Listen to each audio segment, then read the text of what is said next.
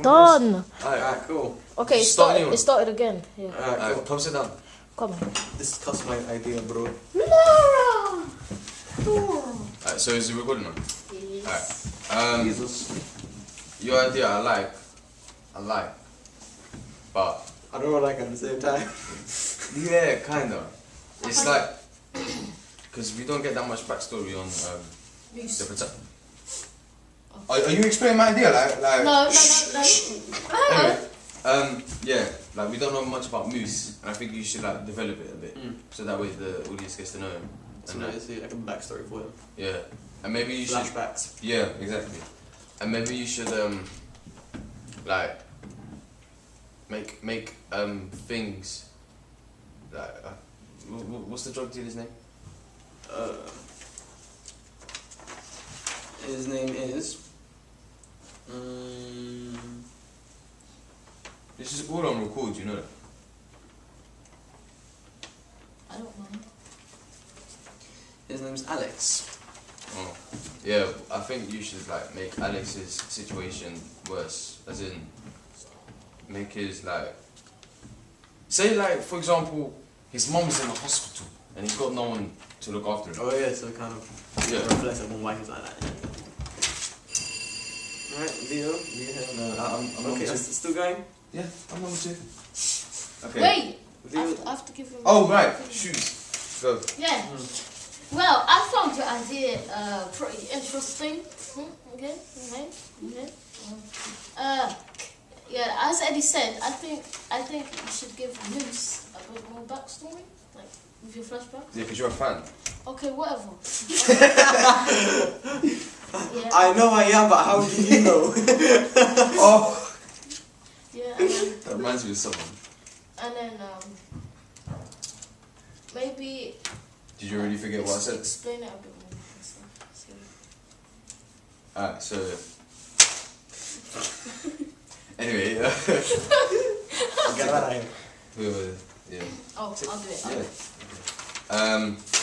Well, so my protagonist, he has a criminal record. He's been in jail 2 times. Both times for battery.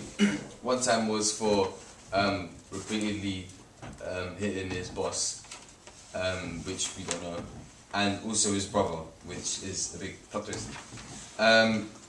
He is an abuser of drugs, mostly cocaine. So that explains for his behaviors. Yeah, hyperactive and stuff. Yeah. Due to you know, committing battery on his brother was put in hospital and was put in a coma. Since that, his family has shunned him out, basically turned a black eye to him.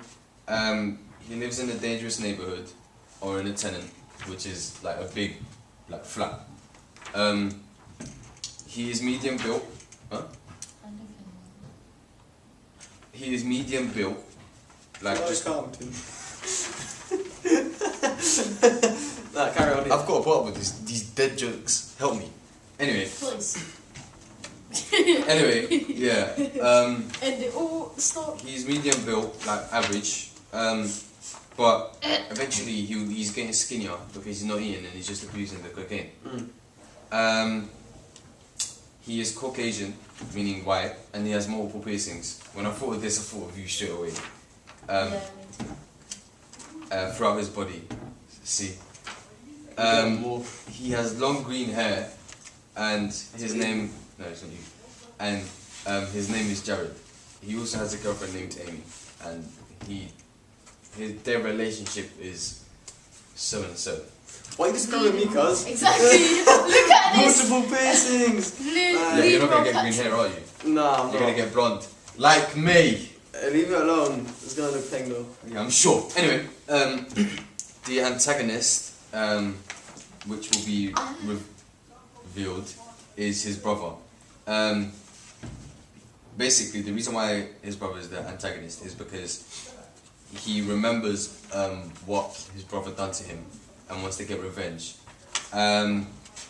He is also Caucasian. You look like a gorilla, bro. He was like...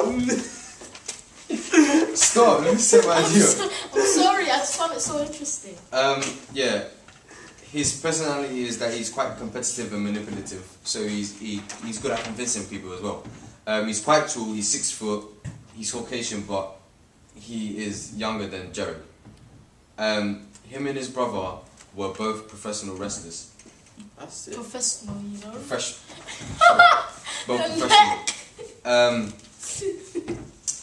His name is Tommy, and he is presumed dead because of the coma. But yeah, the setting will be in the suburbs, and the family is quite rich, except from Jared because of his because he lives in a dangerous neighborhood and he's his obsession with cocaine. Yeah, the setting will be quite bright, except for wherever Jared is because it represents his dark past.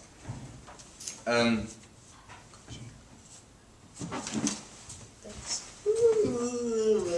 Yeah, carry on. Basically, the reason why he's the protagonist is because when Tommy leaves the hospital, he goes after. Thanks for that.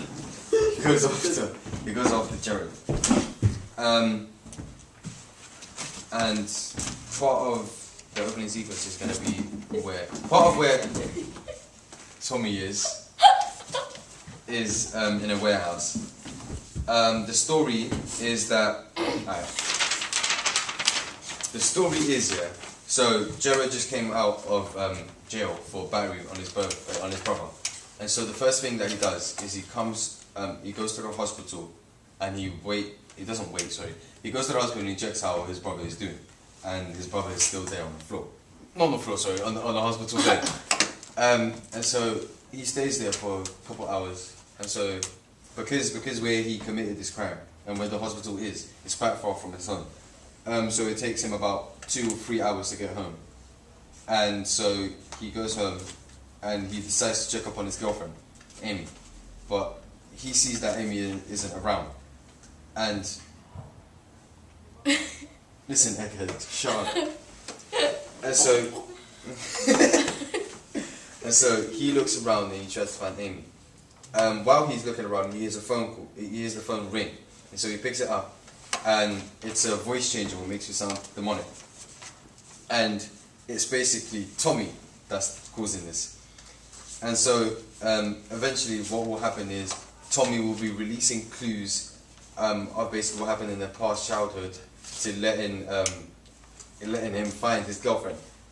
And it's just puzzles and all that. And eventually he'll finish like about 3 or 4 puzzles. And he will... The location of where his girlfriend is revealed, he will go there, and just he will open the door, and just before he'll see her, he'll run to her, and what happens is she gets shot in the head, and yeah, and it basically sets up a cliffhanger for a sequel as well. And the narrative will be in media res, as it starts off when Jared comes out of jail, and when Jared is constantly beating his brother, and then it'll be a time jump of Jared leaving prison.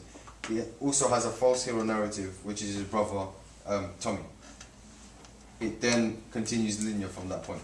The enigmas will be such as why is Jared being up Tommy, who is it with the demonic voice, what's the relationship with Amy, and it's just to get the audience thinking, and obviously these enigmas are going to